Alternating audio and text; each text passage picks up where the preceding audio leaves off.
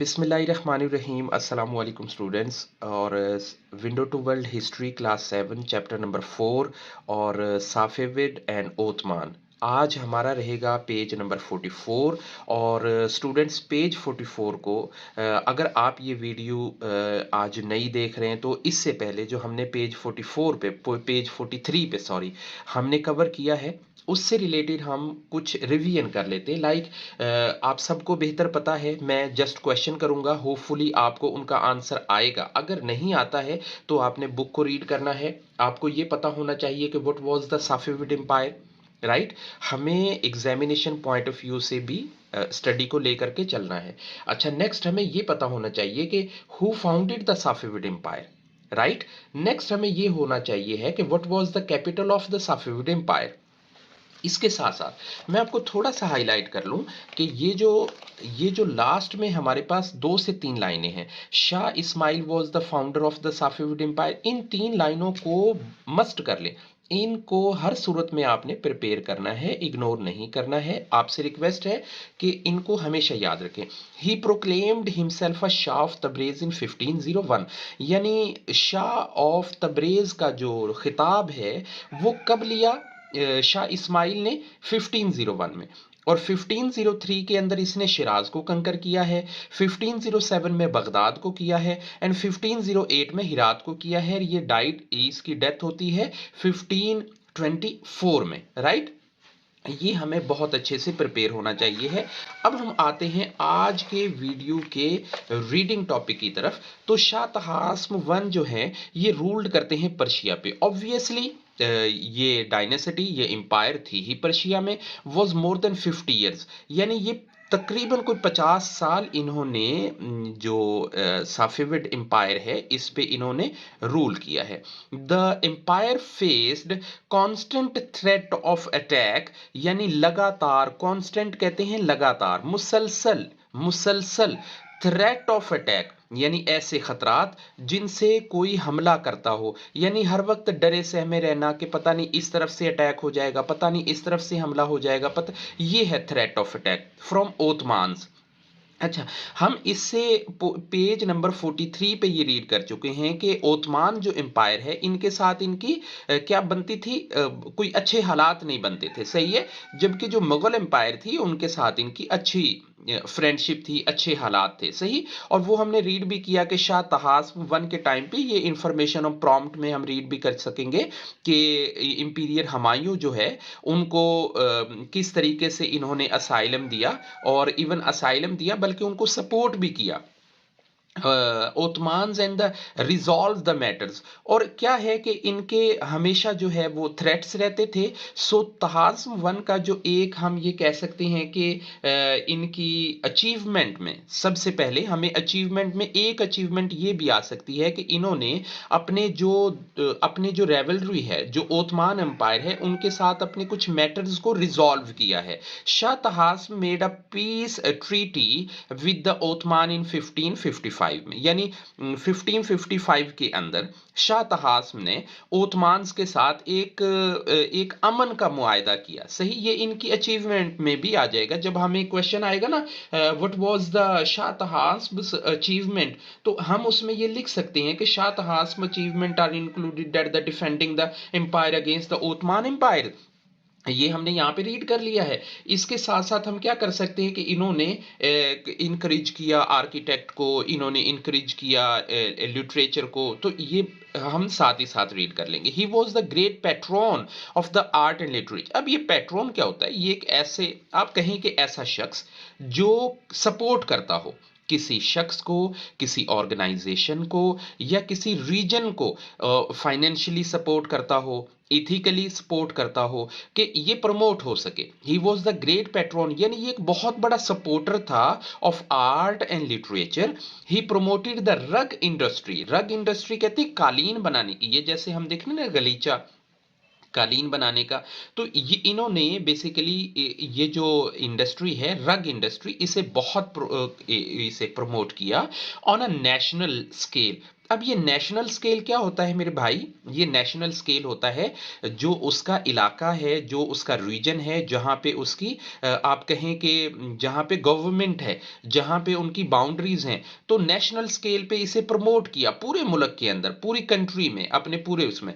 He was particular interested in Persian miniatures. Miniatures वो जो small type के इंटीक्स होते हैं, स्मॉल काइंड, वो जो छोटा छोटा वर्क होता है, ग्रूविंग होती हैं, पर्टिकुलरली इन बुक इलिट्रेशंस, कि ख़ास तौर पे जो किताबों की वो जो पिक्चर बनाना है, जैसे हम नॉवेल्स में रीड करते हैं, रॉबिन्सन क्रूसो को रीड किया, स्विस फैमिली को रीड किया, तो क्या है वहाँ पे हमें पिक्चर डिस्क्रिप्शंस आ रही होती हैं कि हमें तस्वीर देख के, हमें फोटोग्राफ देख के कुछ रीडिंग करना है कि इंप्रेशन कैसे हैं, इसका थीम कैसा है, इसमें कैरेक्टर का बिहेवियर कैसा है। तो स्पेशली इन्होंने पिक्चर डिस्क्रिप्शन पे बहुत काम किया है, इलिट्रेशन पे, यानी उसके तस्वीर निगारी पे।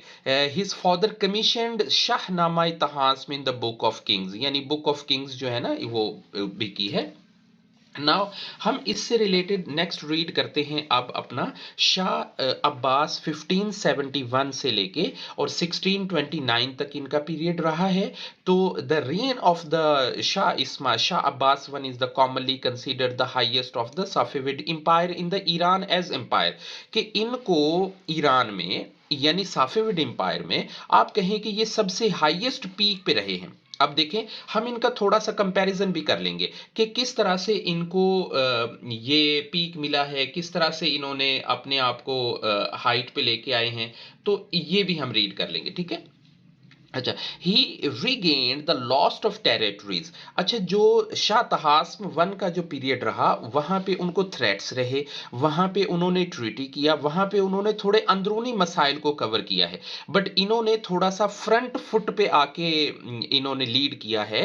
वो कैसे कि he regained the lost of territories, यानी वो इलाके जो जो किसी ने आप कहें कि इन्वेडर्स ने आके या किसी दूसरे एम्पायर ने आके कब्जे में ले लिए थे, इन्होंने उनको रीगेन किया है, वापस लिया है और कंसोलिडेट किया है हिज कंट्रोल ओवर ईरान। अब कंसोलिडेट क्या होता है कि फिजिकली किसी चीज को स्टैंप आउट कर देना कि भाई ये मेरी है, ये मेरे कब्जे में है। तो कंसोलिडेट करना कि यकीनी बनाना the control over the Iran, कि ईरान के ऊपर इन्होंने अपना जो कंट्रोल है उसे क्या कर लिया, उसे कंसोलिडेट कर लिया। और ये इसकी जब हमें क्वेश्चन आएगा ना what were the Shah Abbas achievements, तो हम ये कह सकते हैं कि इसकी अचीवमेंट्स में क्या आएगा, इसकी अचीवमेंट्स में मेरे भाई आएगा reorganizing the empire administration and military and regain the most of the territories and the consolidate the control over the Iran. ये हम बहुत आसानी से इसके बारे में लिख पाएंगे।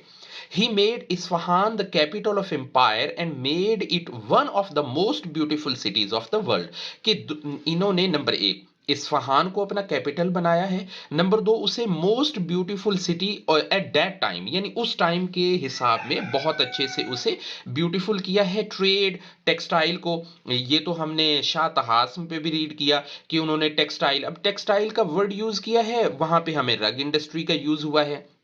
एंड सिरेमिक्स है, सिरेमिक्स मीन मिनिएचर्स का जो काम था, जो फानूस बनाने थे, जो आप कहें कि छोटे छोटे प्याले हो गए, प्लेट हो गई, ग्लास हो गए, कुछ ऐसी चीजें जिनमें सिरेमिक्स का काम था। और रग इंडस्ट्री को यूरोपियन कंट्रीज तक फ्लोरिश किया है, यानी उसे बार बार उस इंडस्ट्री को इनहांस किया है, इंप्रूव किया है, और उसे लेकर के ये यूरोपियन कंट्रीज तक लेके गए, यानी ओपन मार्केट में उसका ट्रेड किया है with strength in the economy. और इस सारे रिजल्ट में, किस रिजल्ट में, जब टेक्सटाइल का काम हुआ, सिरेमिक का काम हुआ, रग का काम हुआ और यूरोपियन कंट्रीज तक ये लेके गए हैं, तो इससे इकोनॉमी स्ट्रांग हुई है कि बाहर से जो पैसा है वो अपनी कंट्री के अंदर ये लेके आए हैं।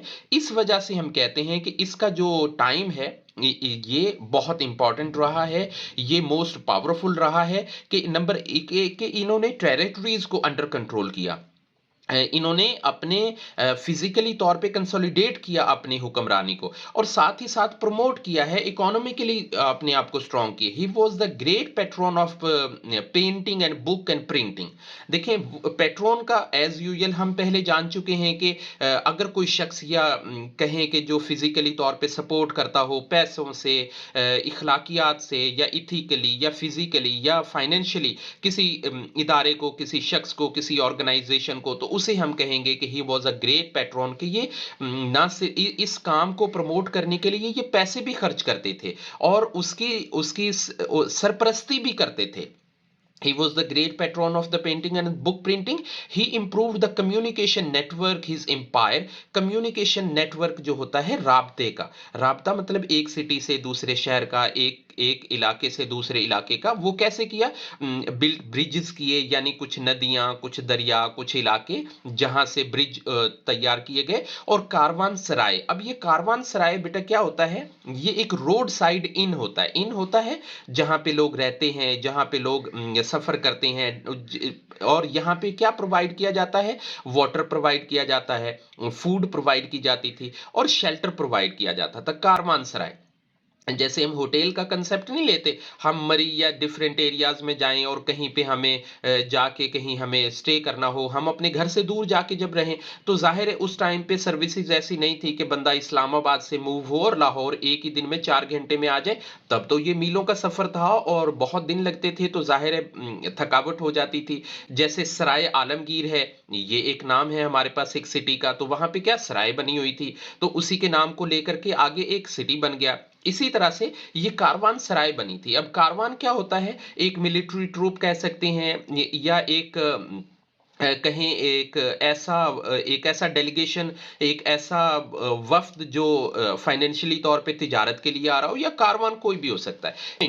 He centralized the government and create a powerful military defend of the empire and the neighbors. Obviously भाई देखें, जब कोई टेरिटरीज को वापस से रीगेन करेगा तो वो करेगा अंडर द पावरफुल मिलिट्री, कि जब उसके पास अच्छी मिलिट्री होगी, अच्छी फौज होगी, तभी तो करेगा।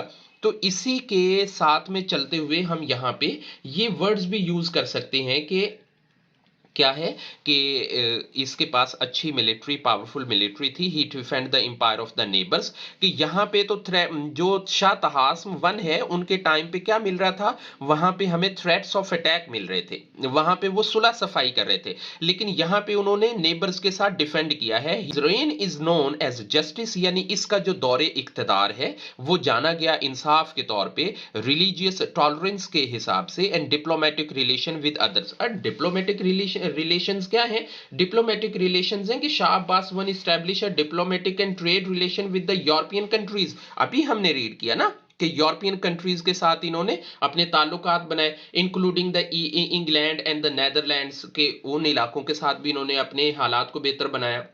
और साथ ही साथ में हम ये भी देखते हैं कि इन्होंने जो मुगल एम्पायर है उसके साथ भी अपना डिप्लोमेटिक रिलेशनशिप बनाया और विद अदर कंट्रीज के। तो ये पॉइंट यहाँ पे भी हमारा क्वेश्चन क्लियर हो गया, और इकोनॉमिक के साथ भी हमारा कॉन्सेप्ट क्लियर हो गया, और टेरिटरीज वाला भी पोर्शन हमारा क्लियर हो गया। होपफुली अगर किसी बच्चे को इससे रिलेटेड कोई रिटर्न में पीडीएफ अगर नोट्स आपको रिक्वायर हो तो मुझे व्हाट्सएप आप कर सकते हैं। व्हाट्सएप नंबर अवेलेबल है, वीडियो के एंड पे भी आएगा और डिस्क्रिप्शन, वीडियो डिस्क्रिप्शन में भी अवेलेबल होगा। अब हम रीड करते हैं डिक्लाइन ऑफ द सफेविड, कि भाई जाहिर है हर अरूज को जवाल होता है, तो इसका डिक्लाइन रहा। The Othman invaded the Persia and took many important cities, के बहुत सारे जो अहम इलाके हैं जो ओथमान एम्पायर है उन्होंने क्या किया? इन्वेड किया। इन्वेड कहते हैं हमलावर होना, अटैक्स करना, चीजों को लेके आना। तो इस हिसाब से क्या था कि यहाँ पे हुआ, और 1618 में इंक्लूडेड बगदाद जो है, जो इन्होंने कब कंकर किया था? आप देखें कि वो किया था 1507 में, यानी 1507 में जब हुक्मरानी उसकी आई, और 1618 में इंक्लूडिंग बगदाद भी इनके पास से चला गया, और अगेन इस्फहान जो है वो किंग इन्वेडेड द पर्शियन 1722, और यहाँ से उनका क्लोज हो गया।